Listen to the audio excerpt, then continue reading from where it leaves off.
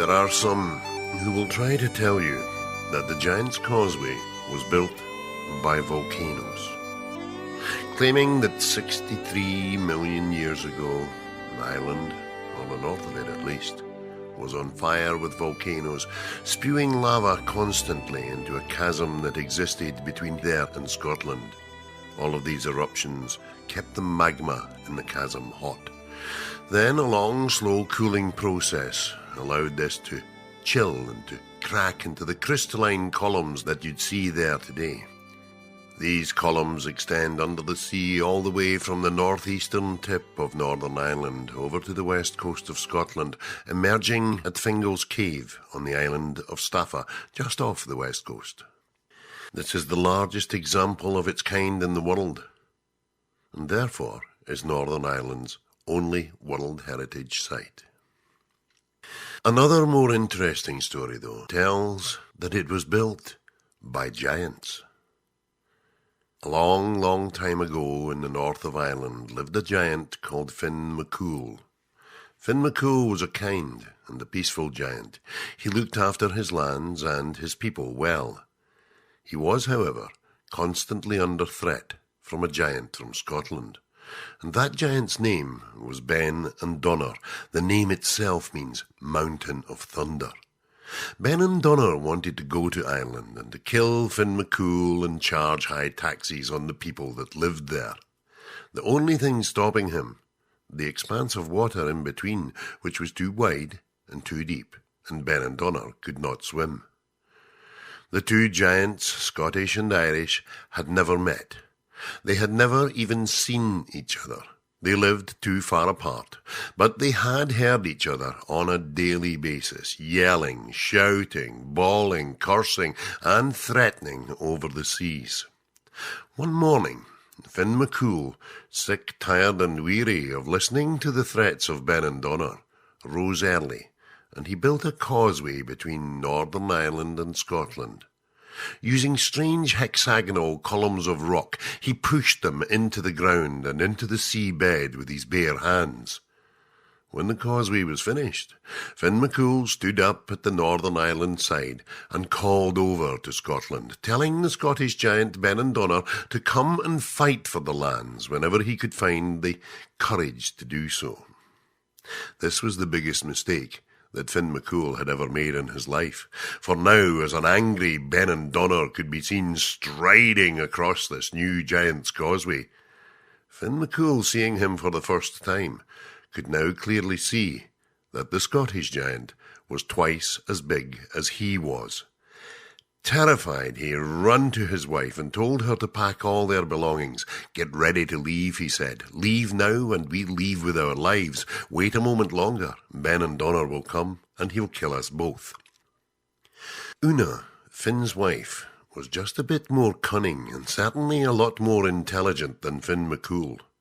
She poured a large bottle of sleeping potion into McCool's early morning barrel of beer, and when he drank the beer, he drank the sleeping potion. As he did so, he fell sound asleep, and as he slept, Una stripped him naked and then dressed him again just like a baby. She even placed a baby's bonnet on his head. She took carpentry tools, she manufactured a giant cradle, and lifting McCool, she placed him in the cradle and stuck his thumb in his mouth. Just in time for the door to knock. It was Ben and Donner. He'd arrived, and he was furious. Where was this Irish upstart who had the audacity to challenge him? Una answered the door, and smiling politely into the ugly Scottish giant's face, she told him a lie.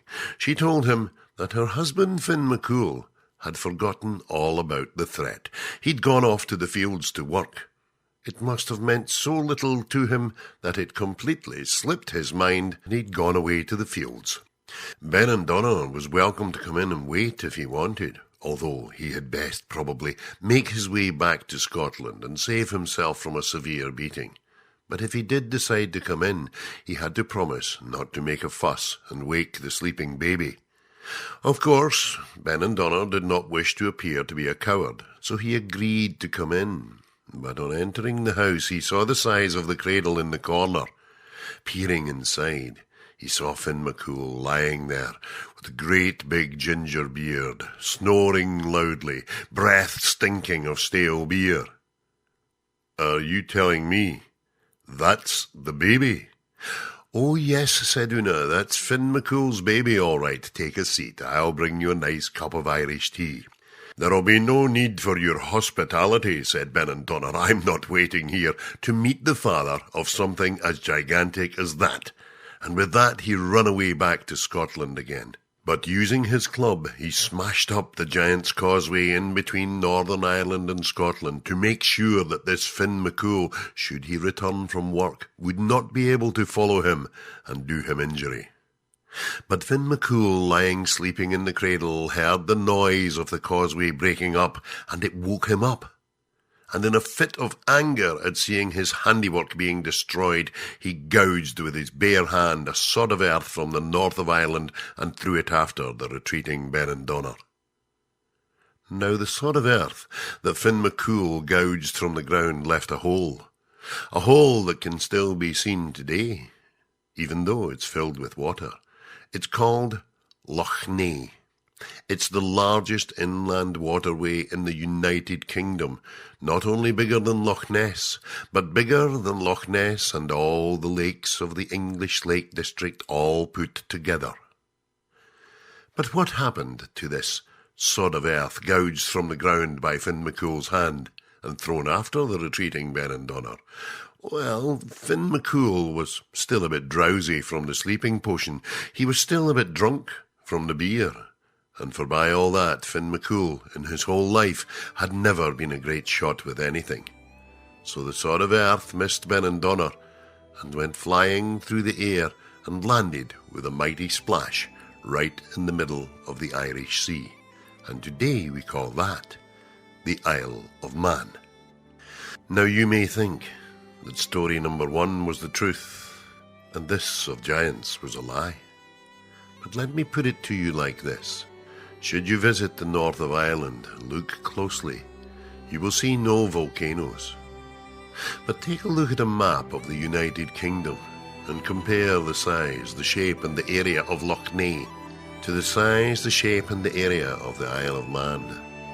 And even to the untrained eye, you will have to admit there are certain striking similarities. So I put it to you that what you see there today is no geological formation at all, but truly was built by giants.